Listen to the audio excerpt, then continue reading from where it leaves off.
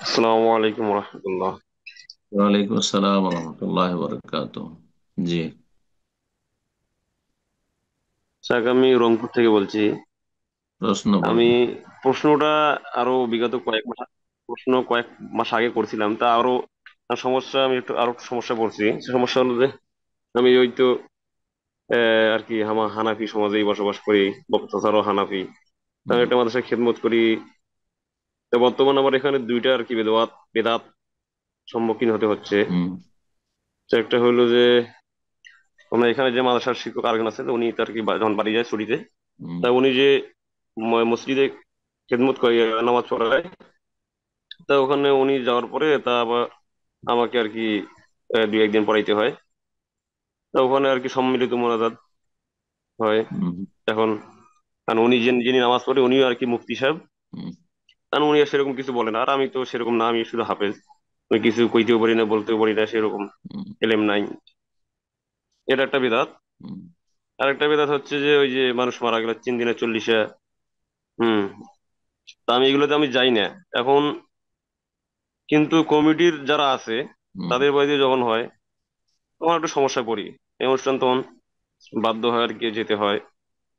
আমার প্রশ্ন হলো, এখানে থাকলে এই বেদাত গুলো থেকে বাঁচার কোনো উপায় নাই? এখন অনেক চেষ্টা করে দেখেছি। যদি আপনি তাদের এখন থাকলে করতেই হবে। এখন এখন থাকলে, তাদের হ্যাঁ থাকলে করতেই হবে। আমার তা প্রশ্ন এখন আমি উত্তর দেন। খেদমত, হ্যাঁ, আমার হ্যাঁ প্রশ্ন, খেদমতটা। আরে ভাই উত্তর দেন আমার প্রশ্নের। আপনার ওই মাদ্রাসায় চাকরি করার জন্য কি জরুরি যে ওদের ওই 40 সাথে যেতে হবে, ওদের মরার যে হারাম খাবারে যেতে হবে বা অনুষ্ঠানে যেতে হবে? না হলে চাকরি খেয়ে নিবে ভাবছেন আপনি? জি। জি হ্যাঁ, যদি যদি না যাই তখন হুম। সমস্যা হবে। সমস্যা এখন হবে একটা সমস্যা। ভালো কথা। সমস্যা এমনি আপনার উপর রাগারাগি করলো, হ্যাঁ যান না কেন? হ্যাঁ, এটা সমস্যা, জি এটাও একটা সমস্যা, কিন্তু এই সমস্যার জন্য আপনার যাওয়া জায়েজ নয়। কিন্তু আপনার কি এমন হবে যে আপনার সেখান থেকে চাকরি চলে যাবে, তারপরে অন্য জায়গায় হয়তো চাকরি পাবেন না, তখন আপনার হয়তো ইনকাম সোর্স নেই, কিছু অসহায় হয়ে যাবেন, আর সংসার জি চালানো মুশকিল, এমন পরিস্থিতি আছে? হ্যাঁ, এরকম পরিস্থিতি আছে যে মানে এরকমই আর কি। এরকম আমি আপনি বুঝি। আপনার হ্যাঁ যদি যদি ওখান থেকে চাকরি চলে যায় তো কি আপনার এরকম আস্থা নেই যে আল্লাহ আ- অন্য হ্যাঁ, জায়গাতে হয়তো ব্যবস্থা করে দিবেন, এরকম আমার যোগ্যতা আছে আমি অন্য জায়গায় আমি? আমি আমি আমি এখানে 2 বছর থেকে আসছি, আমি অনেক চেষ্টা করতেছি, আমি এখানে থাকবো না, আমার কোনো আশা নেই, আমার মানে শান্তি পাই না নাহলে এখানে আহলে থাকি। নাহলে আহলে হাদিস হেফজখানা আছে, আহলে হাদিসদের হেফজখানা আলহামদুলিল্লাহ অনেক হয়ে গেছে। এখন আহলে হাদিসদের মাশাআল্লাহ মাদ্রাসা আছে, ওখানে কারির প্রয়োজন আছে, হাফিজের প্রয়োজন আছে। হ্যাঁ, যে তাদের আমি মানে এরকম, আমি একটু, আমি আল্লাহর কাছে অনেক দোয়া করি, আমি অনেক দোয়া করি, ইয়ে করি, কিন্তু এই চেষ্টাও যোগাযোগ করি করুন। তা। ওলামা জি আহলে হাদিসদের জমিয়তে আহলে হাদিসের ওলামাদের সাথে, আহলে হাদিস আন্দোলন যেসব ভাইরা আরো মাদ্রাসা যাদের আছে আহলে হাদিস ভাইদের, তাদের সাথে যোগাযোগ করুন ইনশাআল্লাহ। আমাদের অনেক দিন ভাইরা মাদ্রাসা, আমার ছাত্র, বহু ছাত্র বাংলাদেশে বিভিন্ন জায়গায় মাদ্রাসা খুলেছে, তাদের সাথে যোগাযোগ করুন ইনশাআল্লাহ। জি।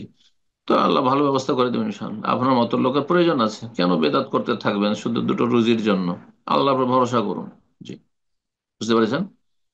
বাকি কথা হলে যে দুয়া, মোনাজাত, মোনাজাতের বেদাতের চাইতে জঘন্য বেদাত হচ্ছে মাইয়াতের নামে খাবার দাবার ভোজ করা। জঘন্য বেদাত, এটা এটা কাফেরদের থেকে নেওয়া, বিজাতির বিজাতির কুসংস্কার, এগুলো হারাম।